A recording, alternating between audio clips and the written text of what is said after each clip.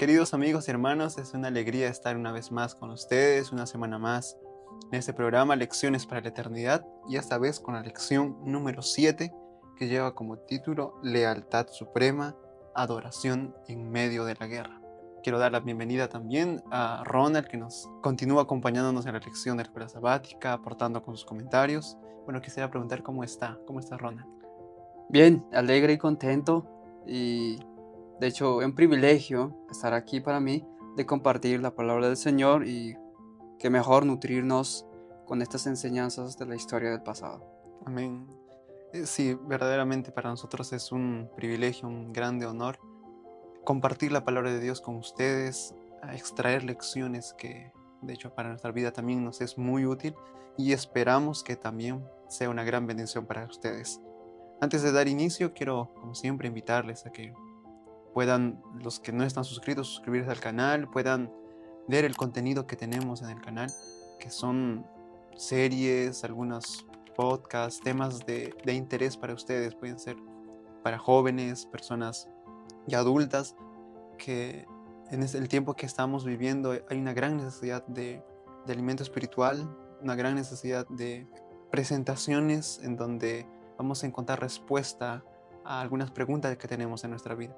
Así que yo les invito a que puedan ustedes visitar el canal, puedan ver y si es que hay algunos temas de interés suyo, puedan también compartirlo. Pedirle también de que pueda compartir el lugar en donde se encuentra. Ya una vez saludamos, fueron de muchos países quienes nos están viendo, países hasta de Europa, España, Italia vimos, Sudamérica también, y para nosotros es una gran alegría saber que muchas más personas nos ven y que la palabra de Dios está llegando hasta cada uno de ustedes a través de estos medios.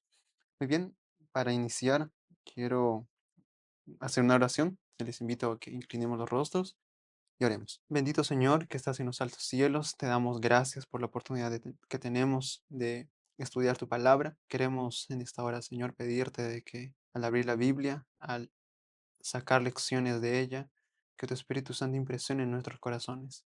No solamente los nuestros, Señor, sino también de aquellas personas que nos están escuchando.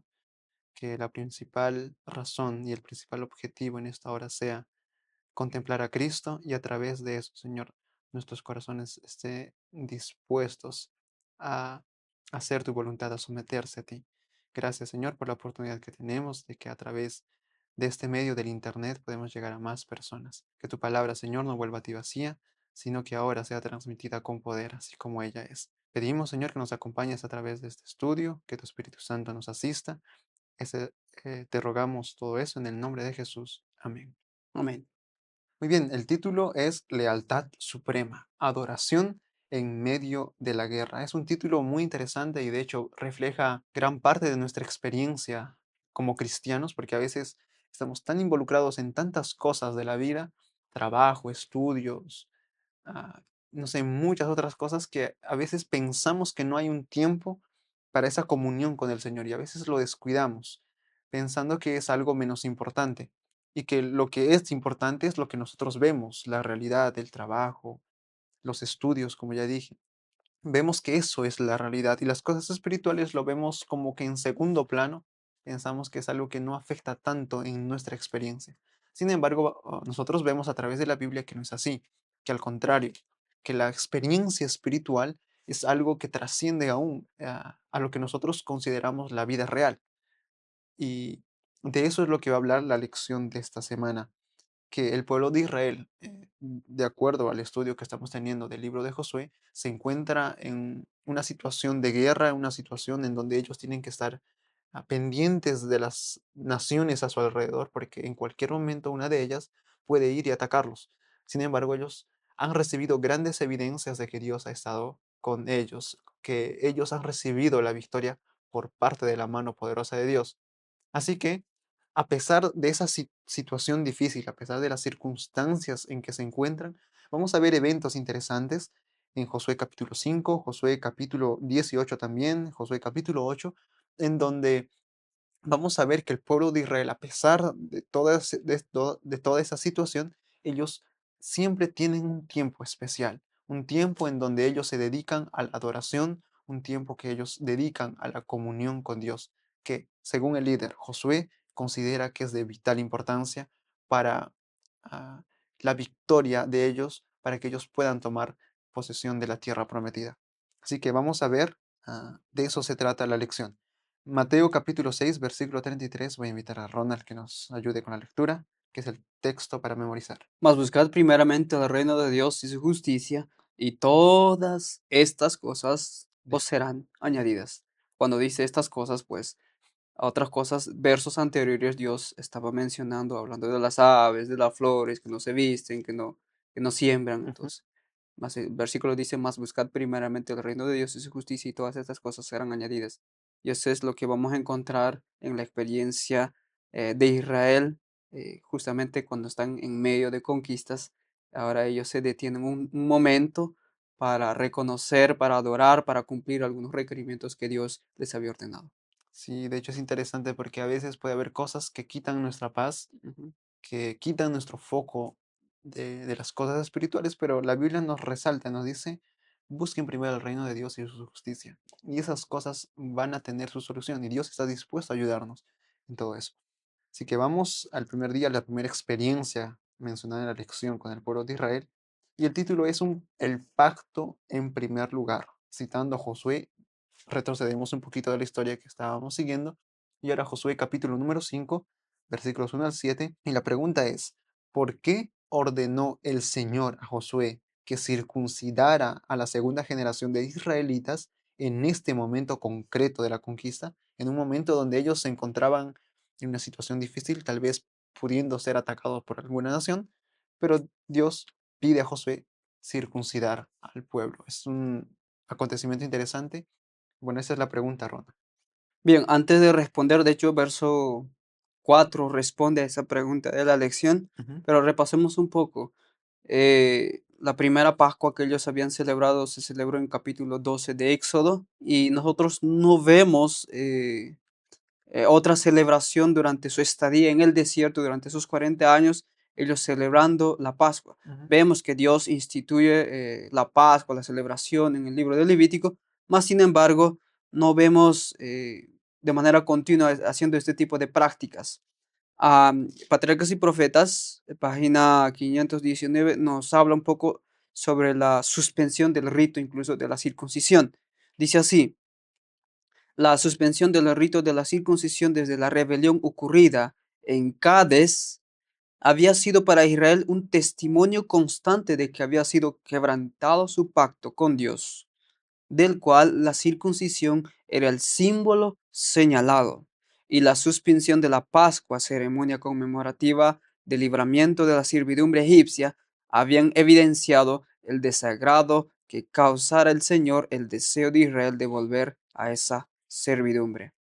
Es interesante, notamos con esta declaración de que después de Cades Barnea, que cuando se envió justamente los espías y ellos regresaron y murmuraron con incredulidad, tuvieron temor de conquistarla, dice, desde aquella vez se suspendió el rito de la circuncisión.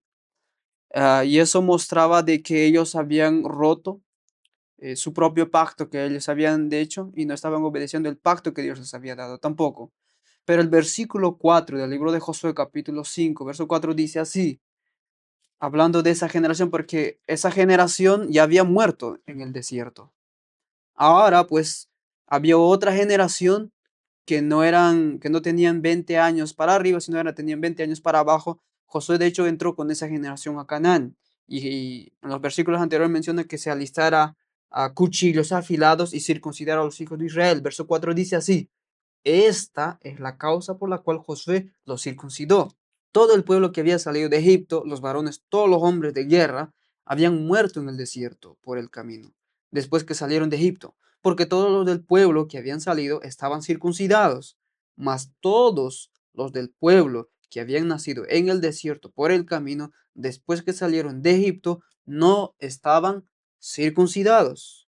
Porque los hijos de Israel anduvieron por el desierto 40 años hasta que toda la gente de los hombres de guerra que había salido de Egipto fue consumida, por cuanto no obedecieron a la voz de Jehová, por lo cual Jehová les juró que no les dejaría ver la tierra de la cual Jehová había jurado a sus padres que nos la daría, tierra que fluye leche y miel. encontramos en estos versículos que la razón por la que Dios pide que a Josué circuncide. Y de hecho la circuncisión en el libro de Génesis nos muestra que era señal de que tenía la justicia de la fe. En caso de Abraham, de Ujú. hecho, fue esa la idea, ¿no? De que la razón por la que Dios eh, dijo que se circuncidara a Abraham era justamente porque él había mostrado su fe y porque había creído y su fe había sido imputado. Entonces, y como señal de que eso era verdadero, de que eso era genuino, había dado la circuncisión. Y aún así tenía la misma idea, aún en esos tiempos, era, el pueblo siempre lo consideraba como el señal que indicaba que ellos eran el pueblo del pacto, que eran el pueblo escogido por Dios. Entonces Dios nuevamente indica a José que circuncide, señalando también de que la razón de su entrada pues demostraba que ellos tenían la justicia de la fe. Entonces Dios le dice a Josué que haga. Y es interesante, ¿no? Porque también vemos que el otro pueblo que habían salido de Egipto, todos perecieron. Solo mencionando porque este lugar se ocurrió también en Gilgal, que de hecho más adelante mencionaremos. Am, Dice más, pero había terminado los años de repudiación, Dios reconocía nuevamente a Israel como su pueblo y se restablecía la señal de su pacto. Se da cuenta, Ujú. ¿no? Se restablecía la señal de su pacto. El rito de la circuncisión se aplicó a todo el pueblo que había nacido en el desierto. Y el Señor le declaró a Josué, hoy he hecho rodar de sobre vosotros el oprobio de Egipto. Y esa palabra rodar, de hecho, significa también Gilgal. Y dice, yo he hecho rodar de sobre vosotros el oprobio de Egipto, y en alusión a este gran acontecimiento llamaron el lugar de su campamento Gilgal, o sea, rodadura. Entonces, Gilgal significa también eso, ¿no? Y eso está en Patriarcas Profetas, página 519. Interesante, Ronald, porque a veces nosotros tenemos esa idea que la circuncisión en ese momento era que el pueblo estaba haciendo un pacto con Dios. Sin embargo, la circuncisión, como bien dijiste, era una señal de la justicia que viene por la fe, y la circuncisión enseñaba que no era por mis obras, sino son las obras de Dios. Ujú. Esa fue la enseñanza para Abraham. Creo yo que aquí Dios quería dejar impregnado eso en la mente del pueblo. Y es más, a veces nosotros pensamos que ese tiempo, porque ellos estaban en un tiempo vulnerables, por lo menos son 3 días críticos cuando uno se somete a a la circuncisión. Y el pueblo de Israel tuvo que tener ese tiempo así vulnerable. Sin embargo, su confianza estaba en el Señor, porque eso era lo que enseñaba la circuncisión.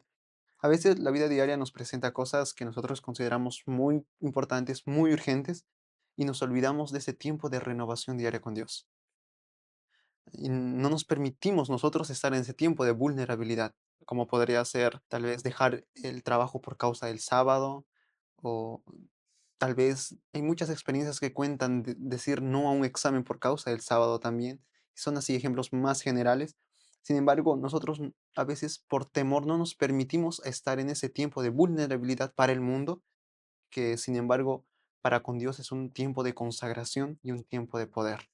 Así que esa lección, creo yo, quedó bien grabada en el pueblo de Dios a través de esa experiencia. ¿Sabes? Me recordé una cita de Conflicto de los Siglos, página 511, Ujú, eh, trayendo a nuestro contexto y también el contexto del desierto de Israel, ujú, dice así, cierta medida de oprobio descansa hoy sobre los hijos de Dios. También ellos deberían haber entrado a tiempo ya en el reino, pero como Israel han estado peregrinando por el desierto, ¿no? Es los que no se circuncidaron, ujú. pues ahora se estaban circuncidando. Y también el libro Evangelismo dice así, concluyo con eso, página 504 y 505. Durante 40 años, la incredulidad, la murmuración, la rebelión impidieron la entrada del antiguo Israel en la tierra de Canaán. Los mismos pecados han demorado la entrada del modelo Israel en la Canaán celestial. En ninguno de los dos casos faltaron las promesas de Dios. La incredulidad, mundanalidad, falta de consagración, contiendas entre el profeso pueblo de Dios nos han mantenido hoy en este mundo de pecado y tristeza tantos años. Mas, sin embargo, aprendemos también que en la experiencia de Josué, después que ellos superaron esos 40 años, ellos nuevamente recibieron aquel sello, se podría decir, aquella circuncisión como reconocimiento de que realmente poseían la justicia de Dios y ahora estaban poseyendo Canaán, no por sus obras, sino por su fe. Amén. Esa es la lección que nosotros vemos, y el pueblo de Israel. sacando ese tiempo para hacer eso, a pesar de las dificultades que tenían. Ujú. Bien, avanzamos. Ahora lleva por título la Pascua, que como dijiste, ya había un muy buen tiempo, 40 años, que el pueblo de Israel no había celebrado esa fiesta. Y para el pueblo de Israel, allá en Egipto, la Pascua había sido la señal de la liberación de la esclavitud. Pero ellos no habían conmemorado nuevamente ese momento, ese tiempo de reconocimiento de que era Dios quien los había liberado, era Dios quien les iba a entregar la tierra de Canaán. Entonces, el pueblo de Israel, bajo el liderazgo de Josué, lo que hacen es sacan un tiempo. Cualquiera podría pensar que en ese momento y en esa situación que ellos se encontraban de conquista, ellos deberían estar planificando cómo conquistar o estrategias militares. Sin embargo, en lo que ellos se enfocan es en ese asunto. Para mí, reflejando lo que dice Mateos capítulo 6, buscad primeramente el reino de Dios. Eso es lo que ellos estaban haciendo. Y vamos a ver que eso tiene una trascendencia grande en el pueblo. Así que ahora la pregunta es, leyendo Josué capítulo 5 también y algunos otros textos que menciona la lección, ¿por qué es significativo que Josué eligiera celebrar la Pascua a pesar de la apremiante e inmensa tarea de tomar posesión de la tierra prometida? Así como ellos habían dejado de practicar el rito de la circuncisión, tampoco celebraron la Pascua durante 40 años, después de de lo ocurrido en Cades Barnea. Y de hecho aquí en capítulo 5 estamos viendo de que sencillamente es la obediencia a lo que ya estaba establecido, a lo que Dios ya Ujú, había mandado. Josué simplemente obedece. El verso 10 de capítulo 5 dice que "Y los hijos de Israel acamparon en Gilgal y celebraron la Pascua a los 14 días del mes por la tarde en los llanos de Jericó". Esta ordenanza, de hecho, ya vemos en capítulo 12 de Éxodo, verso 6, ¿no? En Levítico 23:5 también da el, eh, la orden que es en el mes primero, el 14 de mes, que se debía celebrarse la Pascua entre las dos tardes. Números 28:16 también, una orden clara. Así que los restos de los versículos también muestran lo mismo. Entonces nos da la idea de que Josué simplemente estaba obedeciendo al mandato o una ordenanza que Jehová ya había dado en el pasado, ¿no? Era tan claro y él estaba siendo fiel, obedeciendo a lo que Dios había mandado. Y como ya hemos visto también, ya hemos hablado bastante sobre este asunto, la Pascua representaba no solo el libramiento de la esclavitud de Egipto, ujú, sino también representaba una redención de la esclavitud del pecado. Y eso era la enseñanza espiritual de la celebración de la Pascua. Y, y también, ¿no? Señala también un inicio en la vida del individuo mismo. ujú. O sea, eso era el sentido de la Pascua. Pero lamentablemente en el desierto aquella práctica fue suspendida. Así que entendemos también de que Jesús también, sí, en la Biblia también encontramos Jesús también transformó la Pascua en un memorial de su muerte expiatorio, ¿no? En Ujú, Mateos 26 encontramos que es su muerte, incluso él dejó una ceremonia recordatoria también sobre la Santa Cena. ujú, Y esa Pascua era de hecho un simple cumplimiento antitípico de lo que era real, el típico. sí. Así que bueno, la Biblia de hecho eso nos muestra está en varias partes, Juan 1:29, 36, 1 Corintios 5:7, etcétera, etcétera. Bueno, yo creo que al final podemos concluir de que era un antitipo de que prefiguraba al Cordero que realmente quita el pecado del mundo. Y de hecho, nosotros siempre debemos tener en mente eso, que el Cordero que quita del pecado del mundo es Cristo. Entonces hoy también podemos ser purificados por Él y recordarlo, ¿no? Recordar lo que Él ha hecho en la cruz y eso nos mantendrá despiertos, Ujú. ¿sí? Para, si en caso el hombre fracasa, pues aferrarse de lo que Él ha hecho y seremos limpiados. Amén. Es muy importante sacar un tiempo para, al igual que el pueblo de Israel, celebrar la Pascua, nosotros contemplar aquel cordero que estaba en la cruz. El camino a Cristo, en la página 25 dice, Cristo debe ser revelado al pecador como el Salvador que muere por los pecados del mundo. Y cuando contemplemos al Cordero de Dios sobre la cruz del Calvario, el misterio de la redención comenzará a descifrarse en nuestra mente y la bondad de Dios nos guiará al arrepentimiento. Al morir por los pecadores, Cristo manifestó un amor incomprensible, y este amor, a medida que el pecador lo contempla, enternece el corazón, impresiona la mente e inspira contrición en el alma. Esa es la trascendencia que tiene el sacar momentos para contemplar a Cristo. Cuán importante era para Israel, cuán importante es ahora para nosotros, porque al final de todo, la Pascua nos presentaba aquel Cordero que iba a venir a ser el Salvador del mundo. Ujú. Bien, avanzamos ahora y lleva el título Altares de Renovación. Ahora, es interesante porque el pueblo de Israel, a cada lugar que iba, siempre levantaba altares con un propósito, que ellos servían, como dice la lección, como hitos, como lugares donde era marcado, como que mostrando de que el pueblo de Israel estuvo ahí y adoró a Jehová. Sin embargo, hay momentos interesantes donde, y más que todo en el contexto en que estamos estudiando, momentos donde lo que más se necesitaba eran tal vez estrategias militares, yo digo en la visión humana. Sin embargo, el pueblo de Israel en esta ocasión hizo una conmemoración muy interesante, tal vez diferente de las otras levantamiento de altares. Y eso vamos a ver en Josué capítulo 8. Y dice así, la pregunta, ¿cuál fue la motivación de Josué cuando construyó un altar para el Señor en Josué capítulo 8? Bien, en el capítulo 8 encontramos ah, que Josué levanta de hecho un altar. Ujú, La lección nos muestra la idea interesante de que en la época de los patriarcas los altares eran construidos y que señalaban, dice que por ahí habían pasado, ¿no? Porque por ahí alguien tuvo una adoración. Y, y Abraham, de hecho, siempre hacía eso. En cada lugar que él llegaba, dice, siempre él levantaba un altar. Y era en símbolo de que él era el que adoraba al Dios verdadero y cada ofrecimiento del holocausto que él ofrecía siempre era un culto para ellos. Entonces él daba, de esa manera educaba a su familia, a las personas que estaban en medio de él. Entonces, lo que vemos ahora aquí en la experiencia de erigir un altar, pues ellos estaban simplemente también dando un testimonio como cumplimiento de las promesas de sus antepasados.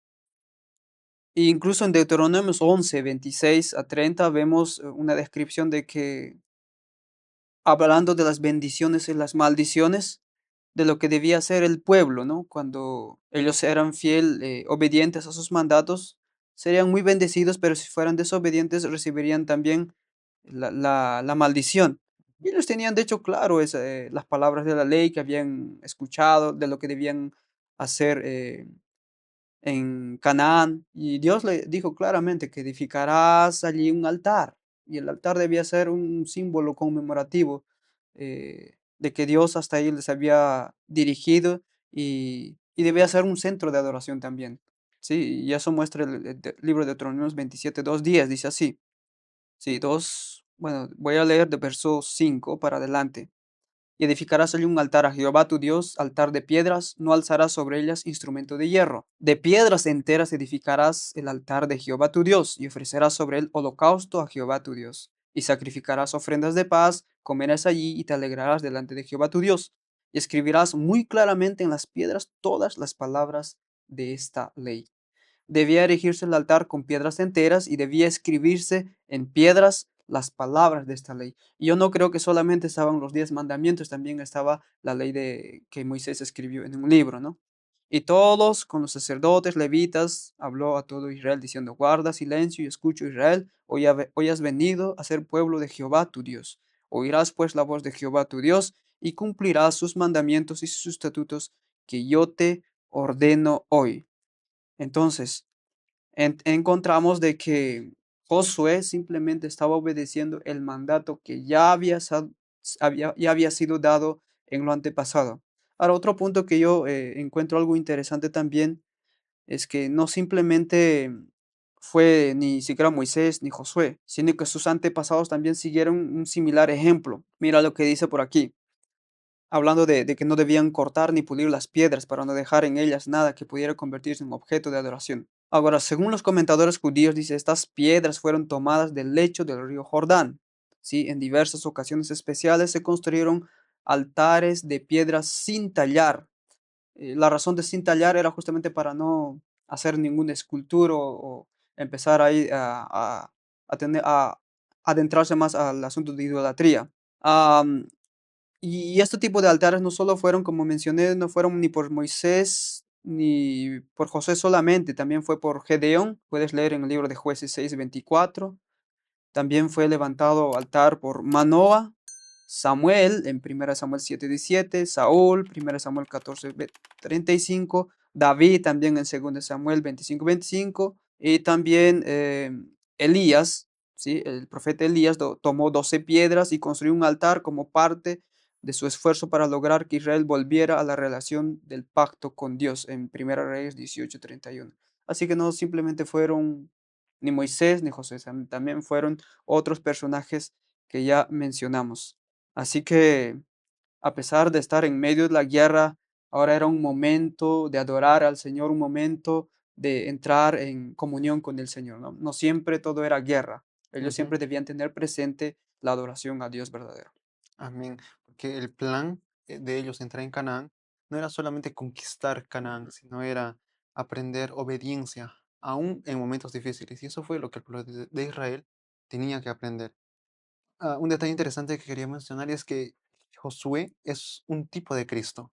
No solamente porque por el significado de los nombres, porque los dos tienen nombres muy equivalentes, sino porque también Josué eh, hace la obra de restaurar la comunión o la relación de Dios con su pueblo y los lleva a una relación de obediencia. Esa es también la razón por la cual Cristo vino aquí a la tierra, es de quitar esa brecha que había entre Dios y el hombre, de restaurar esa unión. Y vemos que Josué hace ese trabajo como líder allá. Ahora, otro detalle también que yo encontré muy interesante aquí es que Josué cumpliendo el papel de un verdadero líder. Ahora, yo quiero traer esto para las familias, porque las familias tienen como líder al padre. Si no está el padre, dice el Señor que la madre toma ese papel. ¿Cuántas veces nosotros descuidamos esos tiempos de relación y comunión con Dios? Yo me refiero a los tiempos de cultos matutinos, cultos vespertinos, la oración. Otra cosa que es muy bueno para, como la lección hacía la pregunta, ¿qué prácticas espirituales nos ayudan en la construcción de un altar?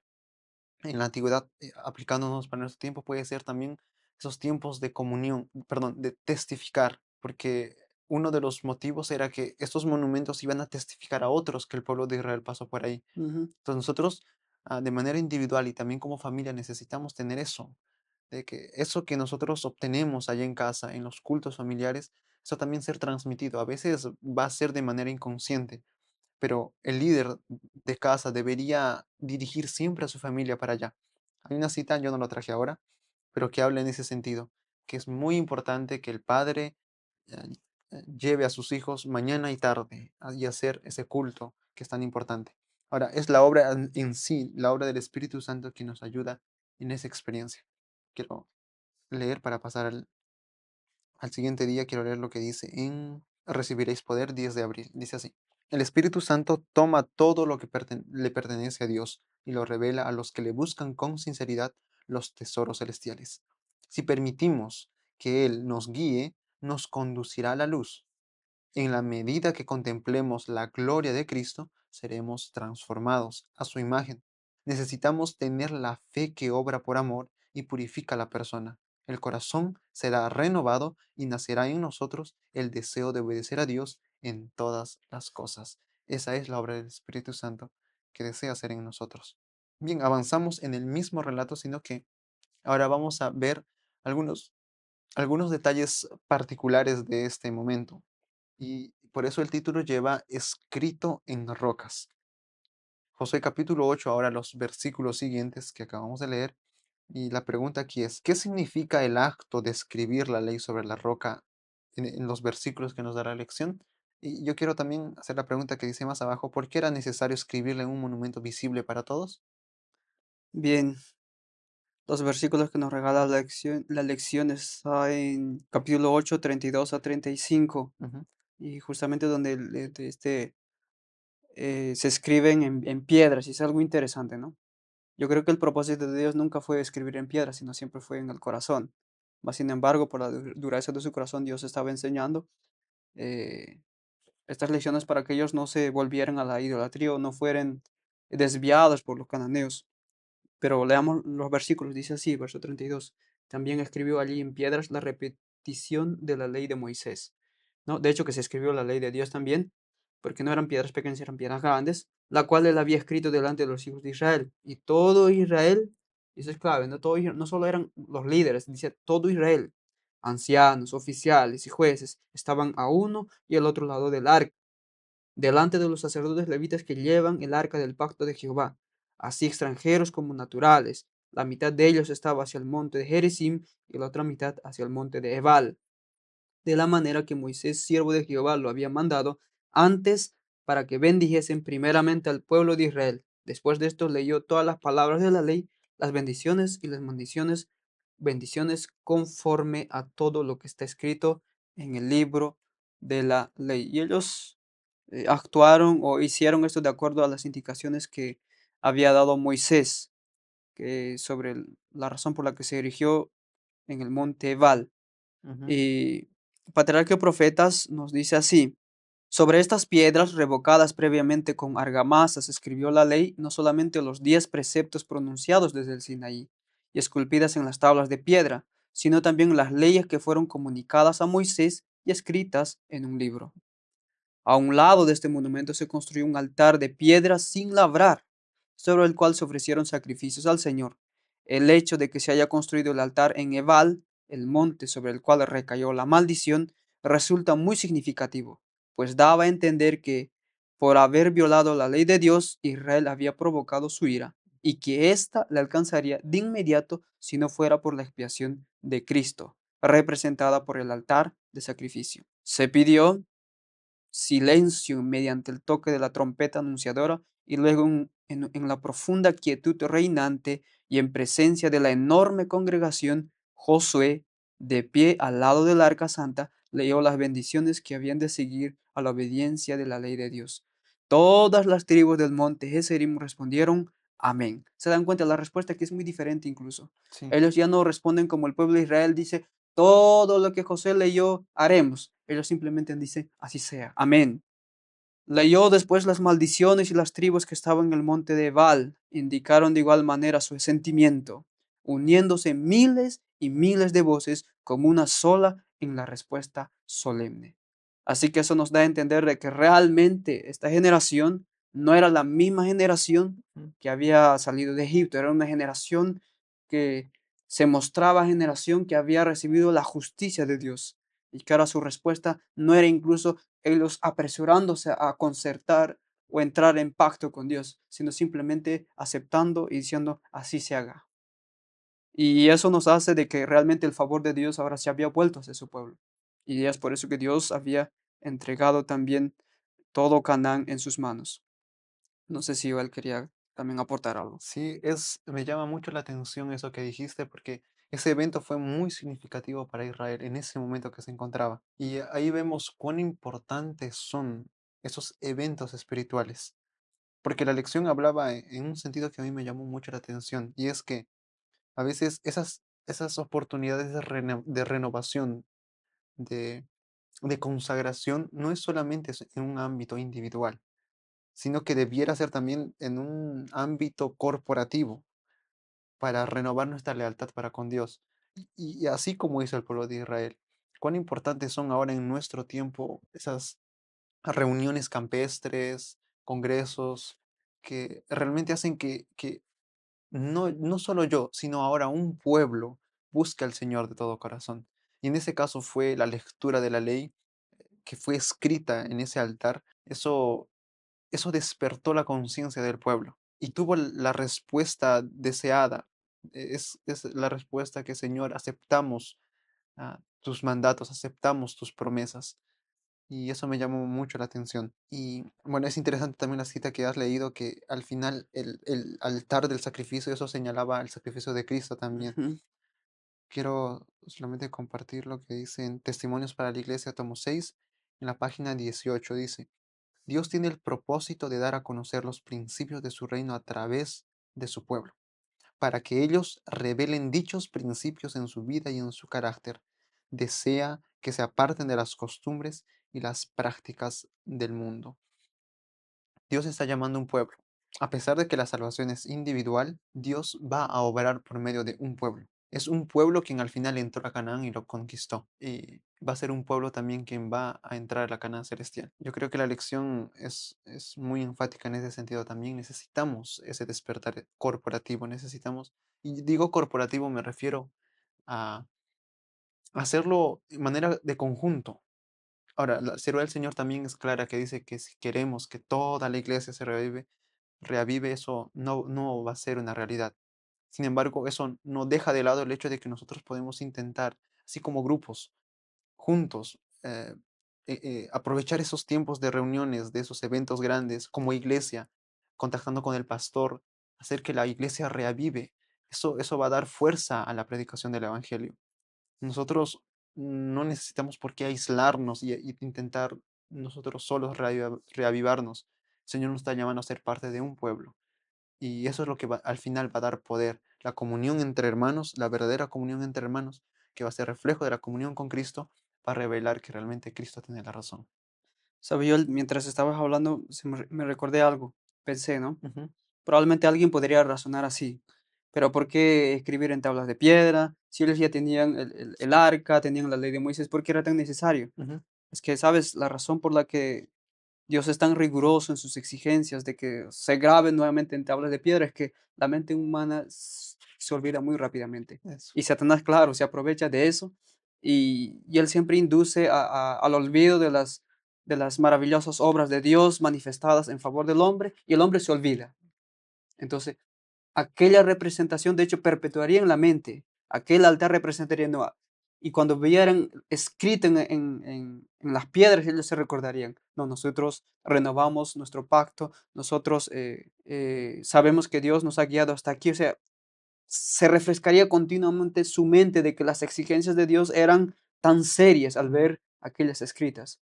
Entonces, hoy en día también eso nos enseña de que cuán importante es que hoy los maestros que son educadores, maestros que enseñan a su grupo, a su iglesia, deberían tener tanto cuidado de enseñarles, de grabarles en la mente, porque si no están tomando ese interés, Satanás es muy astuto y los va a desviar tan rápidamente. es verdad, es muy importante ese hecho de recordar. La Biblia siempre habla en ese sentido, recuerda, no Ujú. olvides. Y es algo que nosotros debemos tener en cuenta. Bien, avanzamos el siguiente día y ahora es Josué capítulo número 18 versículos 1 y 2, donde vamos a ver aquí otra experiencia que, de acuerdo al relato que estamos viendo, está más adelante. Sin embargo, nos va a traer esa misma enseñanza, sacar un tiempo especial para esa comunión con Dios.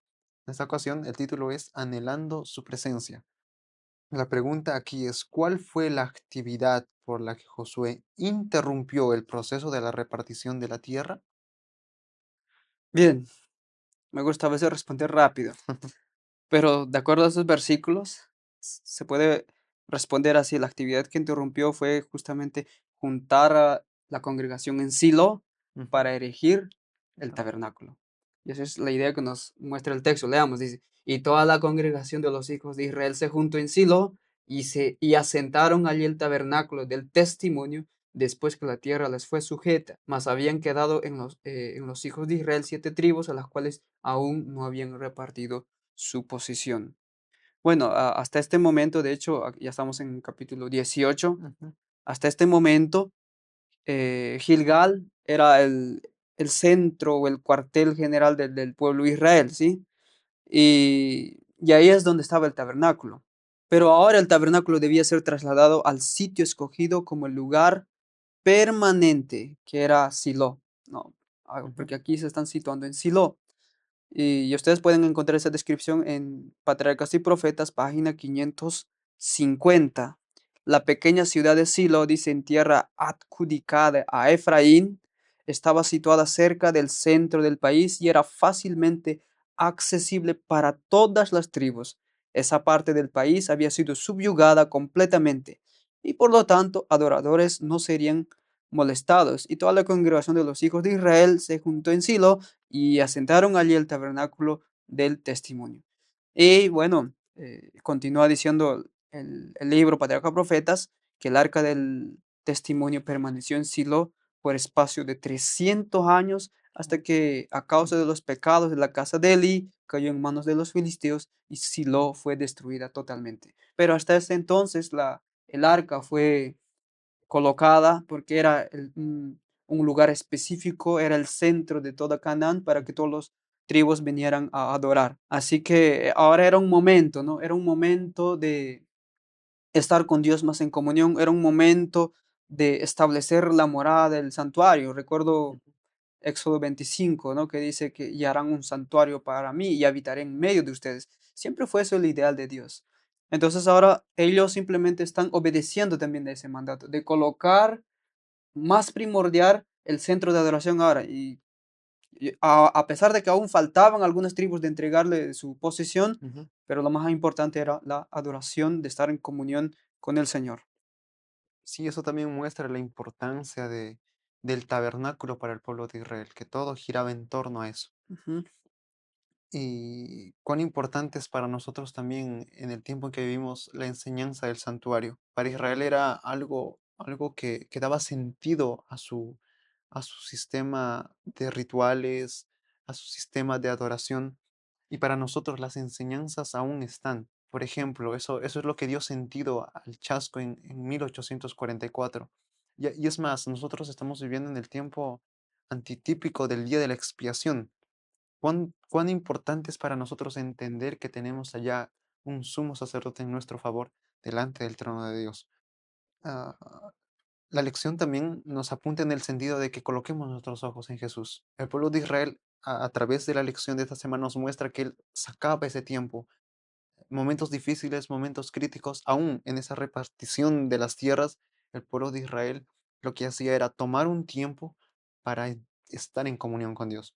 y sabe, a veces en nuestra experiencia, no siempre puede ser o podemos estar ocupados solo de trabajo o estudio. Necesitamos estar en comunión con el Ujú, Señor, necesitamos sacar tiempo. A veces el trabajo es absorbente, a veces uno no tiene tiempo para hacer su culto, a veces no le alcanza porque trabaja lejos. ¿Sabes? No todo es trabajo.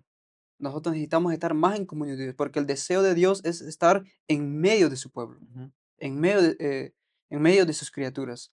Y eso mismo da, cuando miramos el libro de Hebreos, da ese mismo sentido. Ahora Cristo está en el santuario celestial, está oficiando en favor de nosotros, Él es nuestro sumo sacerdote, y nosotros debemos tener fijos nuestros ojos en Cristo, mientras Él está en la última obra que está realizando en el cielo. Entonces nosotros necesitamos colocar nuestros ojos en lo que Él está haciendo. Y si Él está en su última obra, pues de que cuán consagrados nosotros deberíamos estar todos los días, de que Ujú. cuán entregados a su causa, a la obra, de hacer misión, de ayudar a los que necesitan más de nosotros, de enseñar la palabra, de visitar a los pobres y huérfanos. Imagínate la responsabilidad que tenemos. O sea, no todo es trabajo y trabajo, no todo es negocio, no todo es estudio. Aprendámonos a sacar tiempo para beneficiar a otros, porque esa es la razón de nuestro existir. No estamos simplemente para servirnos a nosotros o para beneficiarnos a nosotros, estamos para servir a los demás y necesitamos sacar tiempo tanto para adorar al Señor, para meditar en su palabra y también para beneficiar a otros. Amén. Y con esas palabras que dijiste, yo quiero terminar leyendo Exaltada a Jesús en la página 202. Dice así: Nada se dejó sin hacer de lo que Dios podía realizar en nuestro favor. En el carácter de su Hijo, nos dio un ejemplo perfecto del suyo. Y la tarea de los seguidores de Cristo consiste en crecer a su semejanza mientras contemplan la excelencia incomparable de su vida y carácter. Reflejarán la imagen de Cristo a medida que miren a Jesús y respondan a su amor. El pueblo de Israel recibió tantos ah, recibió tantas evidencias del amor de Dios, de la guía de Dios, que ellos, aquellos quienes respondieron correctamente a eso, entraron en la Canaán terrenal. Nosotros tenemos la oportunidad de responder a eso mismo.